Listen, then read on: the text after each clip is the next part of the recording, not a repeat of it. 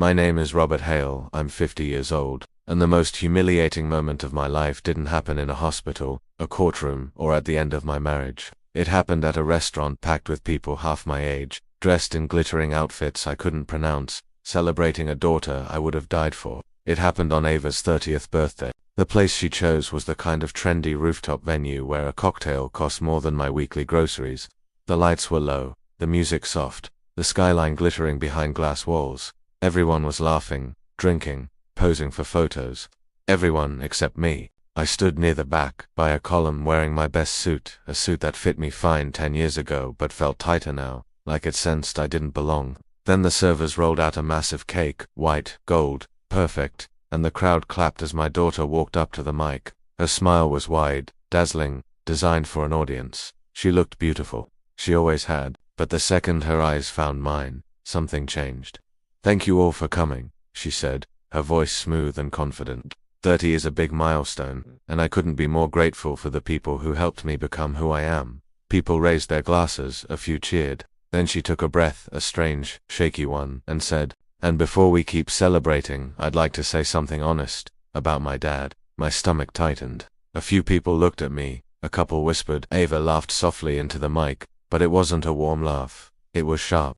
"Growing up," she said, "I always felt like I had to explain my father. He means well," but she paused, and in that pause I felt the floor tilt. "He's always been kind of an embarrassment." The room didn't fall silent, it dropped dead.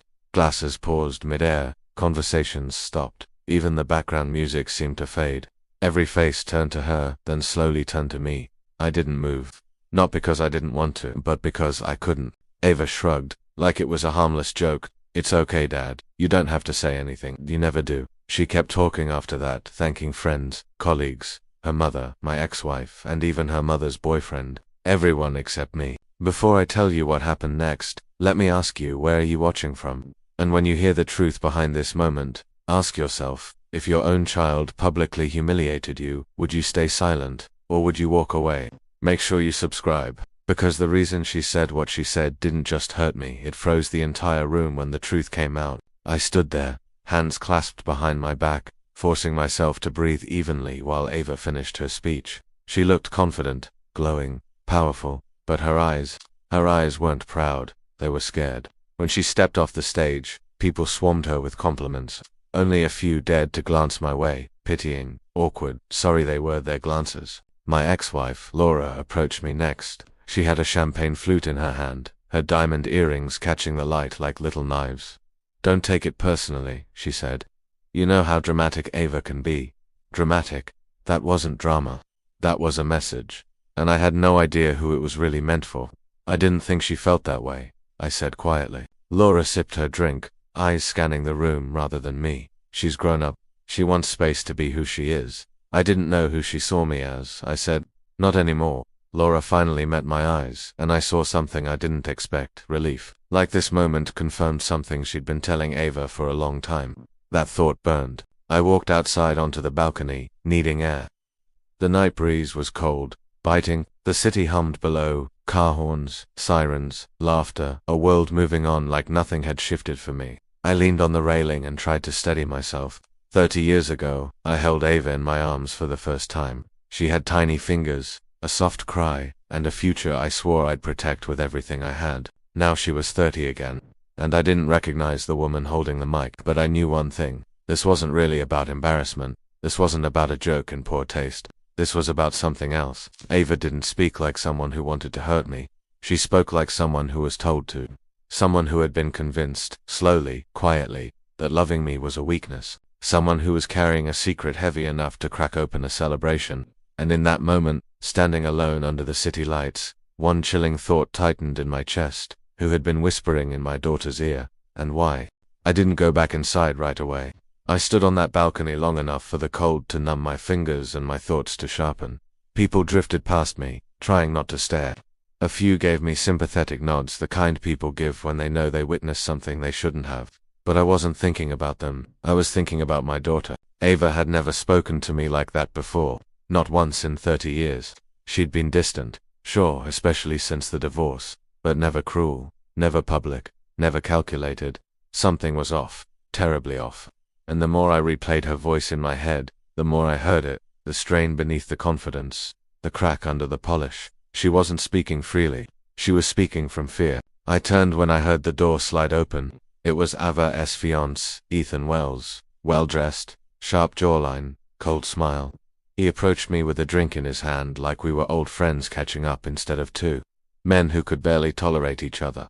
Rough moment in there, Bob, he said, sipping his whiskey. I hate being called Bob. He knew that. I forced a thin smile. It happens. No, he said, stepping closer, voice lowering. It doesn't. Not unless there's a reason. I looked at him carefully. His tone wasn't mocking. It was probing. Like he wanted to see how much damage Ava's words had done. What are you trying to say, Ethan? He smirked. Just that Ava's growing up. She's learning to see things clearly, including you. My chest tightened. And what exactly is she seeing? He shrugged. History. The way he said that word made the hairs on my neck stand up. History. Like he knew something. Or pretended to. Before I could ask, the balcony door opened again, and this time, it was Ava. For a moment, the city lights washed over her face, and I saw the girl I raised, the girl who used to hold my hand crossing streets, who loved reading next to me on the couch, who once cried when she lost her favorite stuffed rabbit. But that girl was gone, or buried, or replaced. Dad, she said softly. Not Daddy, like she always used to call me. Just Dad. Ethan slipped away, disappearing into the crowd, satisfied he'd delivered whatever message he intended to. Ava stepped closer, her hands twisting nervously, a habit she had since childhood. I didn't mean to embarrass you, she whispered, avoiding my eyes. That's exactly what you said you meant, I replied, trying not to let my voice shake. She bit her lip. I don't know. I felt pressured. By who? Her silence was an answer. The music quieted inside. The party was shifting toward dancing, laughter, drinks. But on that balcony, it felt like the world shrunk to just her and me. Ava, I said gently, talk to me please. She swallowed hard. Dad, I can't get into this tonight. Not here. I waited. She finally met my eyes, and what I saw in them wasn't anger. It was fear. I'm sorry, she said quietly, but some things are complicated. You're my daughter, I said. Nothing between us should be too complicated to talk about. Her breath trembled. You don't understand. Then help me. She stepped back. I can't. And then she walked away. Not because she wanted to, because something or someone was pulling her. I stayed outside until the cold forced me back in. The party was alive again. People danced, laughed, toasted, but I couldn't hear any of it through the pounding in my chest. I slipped out without saying goodbye. Halfway home, I pulled over because the shaking in my hands made it impossible to keep driving. I sat in the car, gripping the steering wheel until my knuckles whitened. The embarrassment stung, yes, but something else burned deeper. The certainty that someone had been putting thoughts in my daughter's head. Someone who benefited from turning her against me. Someone who wanted her isolated from the one person who knew her best. I pulled out my phone and scrolled through my photos. And that's when I found it. A picture Ava had posted a few weeks earlier, a group photo from her office holiday party. Everyone smiling. Everyone cheerful. Everyone except Ava. Her eyes were red. Her smile was strained, and standing behind her with a hand on her shoulder was a man I didn't recognize. Older, smug, leaning toward her like he owned the space around her. I zoomed in. The man's hand was gripping her shoulder hard enough to indent the fabric of her dress. My stomach twisted. This wasn't just a birthday humiliation. This was a warning signal I hadn't seen coming. Someone had their claws in my daughter. Someone who didn't want me around. And whatever Ava said that night was only the surface of something much darker. I didn't sleep that night, not because of the humiliation. I've lived through worse. Divorce, debt, losing friends I thought were permanent. Life at 50 teaches you to swallow a certain amount of pain. But what I saw in that photograph, that was different. That wasn't pain, that was danger. I stared at the image on my phone until the sun began to rise. Ava with a stiff smile, eyes rimmed in red, and that older man gripping her shoulder like she was a possession, not a person. I zoomed in again. His expression chilled me, confident, territorial, like someone who believed he controlled every room he stepped into. His suit alone looked more expensive than my car, and the way Ava leaned away from him, it wasn't subtle. It was fear disguised as politeness. Who was he? And why did he look at my daughter like that? By 8 a.m., I couldn't sit still. I needed answers. Answers Ava wouldn't give me, and answers Laura would distort. There was only one other person who might know something. Ava's best friend, Maya. Maya had been like a second daughter when Ava was younger. They grew apart after college, but I knew they still talked occasionally. I drove across town to her apartment complex, a bright, cheerful building that contrasted sharply with my mood. She answered the door in sweats and a messy bun, blinking in surprise. "Mr. Hale, is everything okay?" "No," I said honestly. "It's not." She let me in immediately. We sat at her kitchen table, sunlight streaming across the counter. I showed her the picture. She sucked in a breath. "Oh God," she whispered. "You recognize him?" I asked. She nodded slowly. "That's Gerald Stone, Ava's boss, CEO of her firm." The name hit me like a punch. CEO. How old is he? 63, she said. Married. Way too powerful. My chest tightened. Why is he holding her like that? Maya hesitated too long. "What aren't you telling me?" I pressed. She looked down at her hands.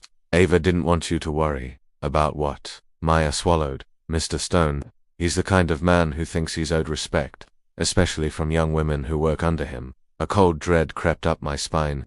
"Has he done something to her?" "Not directly," she said carefully. "He hasn't crossed any lines you can legally prove, but he pushes boundaries. Personal space, late night calls, uncomfortable comments disguised as compliments." My grip tightened on the table. "Why didn't she tell me?" "Because she knew you'd react exactly like this. I'm her father." "Yes. That's why she was afraid you'd storm into her office and make it worse." I exhaled sharply. She was right. I would have confronted the man in a heartbeat, and Ava knew it. Maya continued. "A few months ago, Ava came to my place crying. She said she felt trapped, like Mr. Stone was constantly watching her, judging her, testing her, I repeated. She said he commented on her personal life, asked why she still talked to you, why she needed you. He told her successful women shouldn't be weighed down by old baggage." Old baggage. Me, I felt something crack inside me, slow and painful. She said he encouraged her to create distance from anyone who didn't fit her future image. Maya's voice softened. "I think he wanted to isolate her." I leaned back, trying to process. "So her speech at the party." Maya nodded. "Wasn't really about you, Mr. Hale. It was about him, and about her trying to appease him." Pieces clicked together one by one, the sudden coldness, the distancing, the comments, the public humiliation.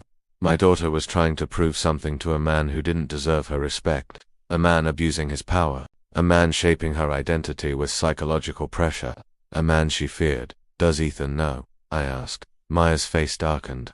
"He works at the same firm, let's just say. He knows which side his paycheck is tied to." My stomach dropped. "So he's letting this happen?" "Worse," Maya said. "I think he encourages it. Ava once said, Ethan told her you were holding her back emotionally, that she needed to cut ties to grow." A sharp pain spread across my chest, but not from heartbreak, from clarity.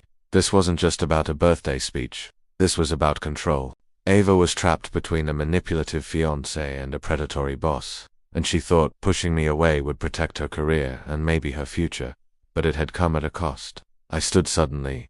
"I need to see her." Maya reached out. "Mr. Hale, please, don't rush in. Don't confront Stone. He's powerful. He could ruin her." I met her eyes. "I'm not going after Stone." "Then who?" "Ethan." Something flickered in Maya's expression. Fear, relief, hope. "Be careful," she whispered. "He plays innocent, but he's not." I left Maya's apartment with one mission burning through me. I couldn't force Ava to listen, but I could protect her, even if she didn't know she needed saving.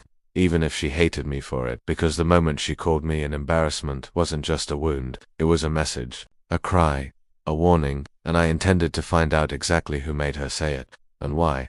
I didn't storm into Ethan's apartment or his office like some reckless father driven by pride.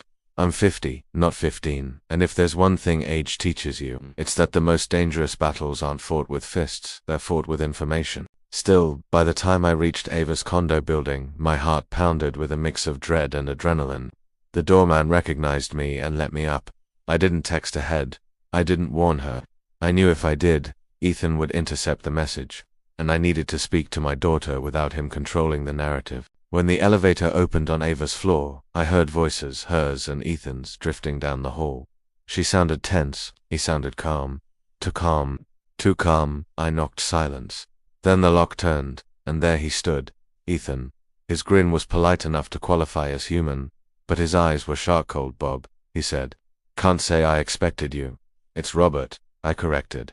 "Is Ava home?" He leaned on the doorframe. "She's resting. Tough night, you know." "You really made her emotional." My jaw tightened. I need to talk to her. He didn't move. Maybe another day. I didn't raise my voice. I didn't push past him. I simply said, I know about Gerald Stone. His expression flickered, just barely, but enough. There it was, a fracture in the mask. You don't know anything, Ethan said. I know enough to recognize when someone is being manipulated, I replied. Your fiancée's terrified of her boss, and you're letting it happen. He laughed under his breath. Letting it, Robert. You have no idea how corporate culture works. Stone is powerful, influential. Getting on his bad side would ruin our careers. Her safety is more important than a career. Ethan shrugged. Depends who you ask. He tried to close the door. I blocked it with my hand. Let me talk to Ava, I said quietly. You don't get to decide that. He stared at me for a long moment. Something dangerous simmered behind that polished exterior. Then he called over his shoulder. Ava, your father's here. Seconds stretched. Then she appeared. She looked small, smaller than I'd ever seen her.